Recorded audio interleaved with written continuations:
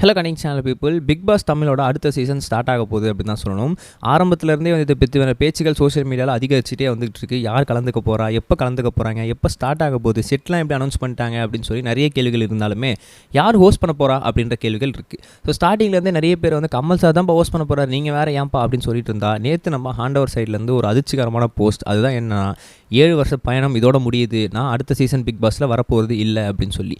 என்ன ஆச்சு அப்படின்னு சொல்லி கீழே நிறைய பேராகிராஃப் எழுதியிருக்காரு. அதெல்லாம் படித்து பார்க்கும்போது தான் தெரியுது, நான் நிறைய படங்களில் கமிட் ஆகிருக்கேன், நிறைய விஷயங்களை வந்து டைரக்ட் பண்ணுறதுக்கு ரெடியாக இருக்கேன். அது மட்டும் இல்லாமல் நிறைய விஷயங்களை வந்து நான் முக்கியமாக வந்து இன்வால்வ் பண்ணியே ஆகணும் அப்படின்ற மாதிரி இருக்கேன் பர்சனல் இஷ்யூவில். ஸோ அப்படி இருக்கும்போது நான் மக்களாகிய உங்களை பிக் பாஸ் களத்தில் சந்திக்க நான் வந்து ஆசை தான் படுறேன். ஆனால் நான் வேறு களத்தில் சந்திக்கிறேன், சினிமான்ற களத்தில்.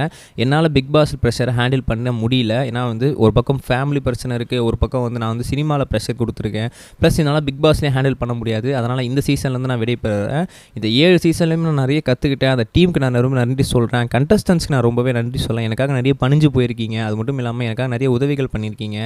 நான்ற ஒரு மரியாதை உங்களுக்கு கண்டிப்பாக என்னையாருமே இருந்திருக்கு அப்படின்னு சொல்லி நான் நம்புகிறேன். ஸோ அந்த டீமுக்குமே நான் ரொம்பவே நன்றி சொல்கிறேன் அப்படின்னு சொல்லி நிறைய விஷயங்களை மேற்கொண்டிருக்காரு. ஆனால் வந்து ஃபேன்ஸ் ஆகிய எல்லாருமே என்ன சொல்லிகிட்டு இருக்காங்க அப்படின்னா, இவர் ஹோஸ்ட் பண்ணாததுக்கு காரணம் பிரதீப் தான்ப்பா அப்படின்ற மாதிரியும் சொல்லியிருக்கிறாரு.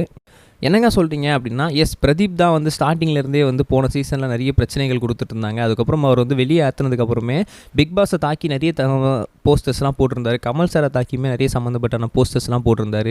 அதுக்கப்புறம் டீம் மேனேஜ்மெண்ட்டே வந்து திரும்ப பிக் பாஸ்லேருந்து நம்மளோட பிரதீப்பை கூப்பிடலாம் அப்படின்னு சொல்லி பிளான் பண்ணும்போது கமல் சார் வந்து முடியவே முடியாது, என்னோட தீர்ப்பு தான் உறுதியானது, என்னால் வந்து அவமானப்பட முடியாது அப்படின்றதுனால கமல் சார் ஒருத்தருக்காக பிக் பாஸில் திரும்ப வந்து பிரதீப்பை கூப்பிடாமல் இருந்தாங்க.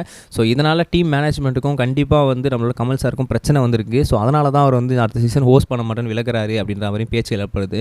பட் இப்போ வரைக்கும் அஃபிஷியலாக வந்து என்ன நடந்துச்சு அப்படின்றது தெரிய வரல. ஆனால் கமல் சார் அடுத்த சீசன் இருக்க மாட்டார்னு மட்டும் தெரிய வந்திருக்கு அப்படின்னு தான் சொல்லணும். கண்டிப்பாக கமல் சாரை நீங்கள் மிஸ் பண்ணிங்கன்னு தெரியும். அது எவ்வளோ மிஸ் பண்ணிட்டீங்கன்னு சொல்லி கமெண்ட் செக்ஷன் சொல்லுங்கள். சரி, ஓகே, கமல் சார் வரல அப்படின்னா நெக்ஸ்ட் யார் வரா அப்படின்ற பேச்சில் போகும்போது 3 பேரோட பேச்சு அடிப்படுது.